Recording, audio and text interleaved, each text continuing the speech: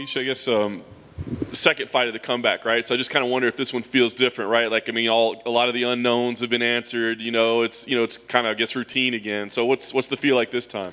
I just feel like I'm carrying momentum from the last camp where I was having to start over essentially last fight. So I did answer a lot of those questions. I don't feel like I had ring rest. I don't feel like that was really a thing for me. So I don't anticipate that will feel much different this fight. I felt like I picked right up where I left off. Except now I just know I'm even better than I was then, right? I mean, I was trying to come back from being a mother of two to being a professional athlete again. Now I've hit that. I set the bar. Now I'm looking to raise the bar. Is there more like, I don't know if it'd be tension or whatever. Like last time it's like a retirement fight, somebody's leaving. Now it's like a top contender who they were talking about titles not too long ago. Right, does this feel like a lot different? It's definitely different, but this is the proper progression, right? I mean, I had been retired and started a family, and I came in to fight Marion Renault, who I think was a great opponent, considering the circumstances especially. She brought a great fight, but I was really proud that I was able to finish her, considering she had never been finished, right?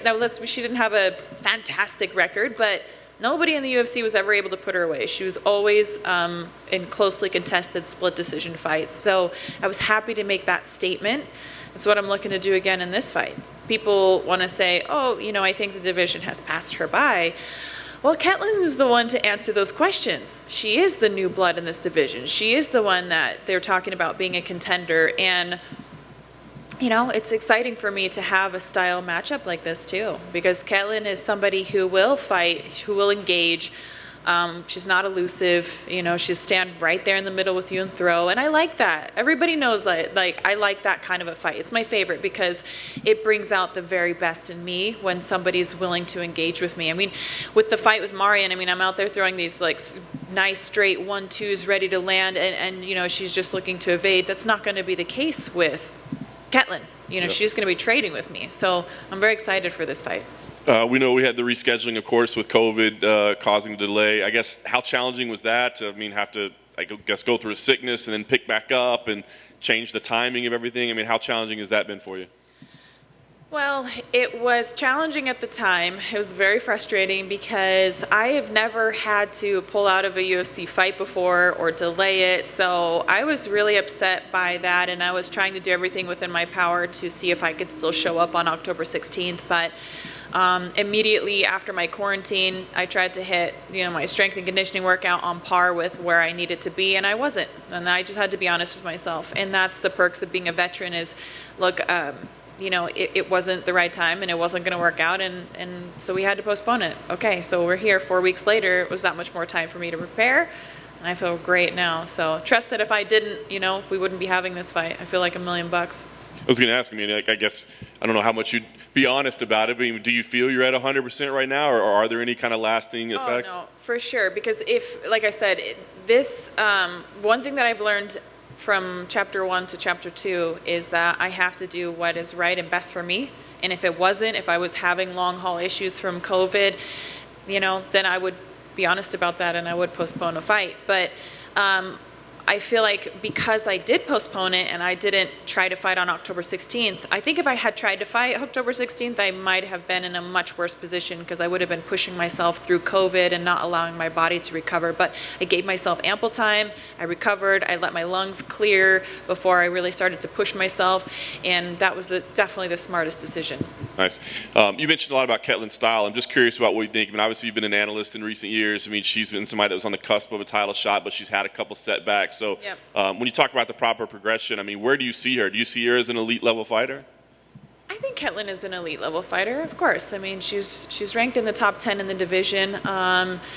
Lately, you're right. We saw her lose to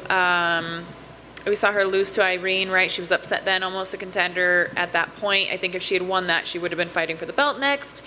Then she got a win over Sijara Eubanks. It was a good win, but Sijara is a 125er in my opinion, so I don't consider it the most credible win.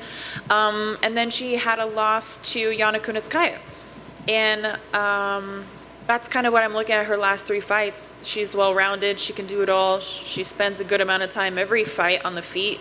I know she's comfortable there, but she does look to get this to the ground. I mean, let's be honest, she's primarily a grappler. But when I look at her grappling anyways, I can't say that I've really seen anything that was like, oh, wow, she's slick, she's really good. You know, she's a good fighter, but I honestly think that I'm better on the ground, and I think that my wrestling is going to be plenty sharp enough to deal with any of her judo. Fights don't have to be perfect, they just have to be won, you know what I mean? And that's what I'm going to do. So I expect to fight, I expect to war. I don't expect to win every second of this fight, but I do expect to get a finish, and I think I'm going to surprise a lot of people in my striking as I continue to evolve there. This will be a fight where you would get to see my striking more than you did the last fight because of, again, that's the difference in style matchup. You beat her and finish it the way you see her. There's only a couple of names in front of her in the division, right? I mean, do you envision your next fight as being like a number one contender fight? And if so, is there a matchup that you think makes the most sense moving forward? Not necessarily. I think it really depends on this fight. I really want to get a finish. I know every fight people will say they want to finish, and that's true. You want to finish every fight. But I feel like it's really imperative this fight because that's what will put me in title talks, right? So it's not that I won't be happy if I got a decision win. Of course, a win is a win, but I really want that finish. Like, really want that because I want to be talked about being as the number one contender. And then whoever comes after this, you know. We'll talk about that then. But first, I got to enjoy Thanksgiving.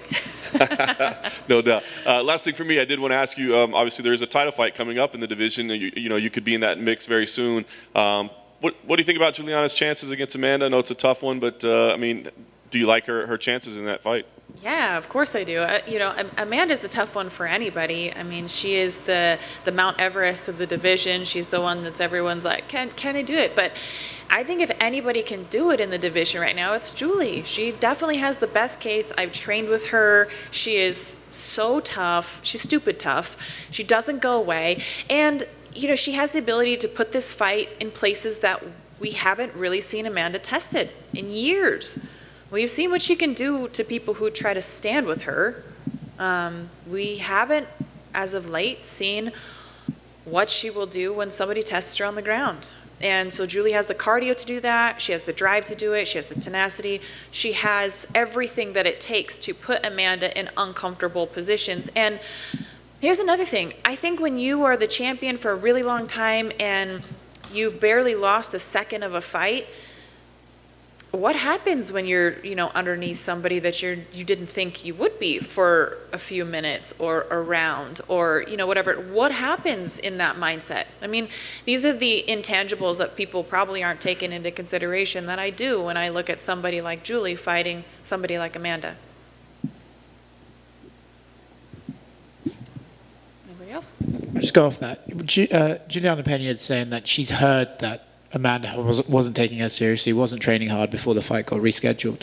Do you think that's possibly true, or do you think that just comes from maybe Amanda's not showing the animal in the gym as much as she used to because she doesn't need to, right? She hasn't had to show that sort of level of competition against some of the women she's been facing.